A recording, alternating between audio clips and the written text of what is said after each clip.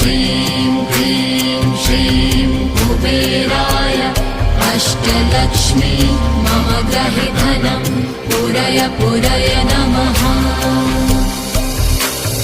ॐ ह्रीं श्रीं क्लीं श्रीं कुबेराय अष्टलक्ष्मी मम गृहे धनं पूरय पूरय नमः। ॐ ह्रीं श्रीं क्लीं श्रीं कुबेराय अष्टलक्ष्मी मम गृहे धनं पूरय पूरय नमः।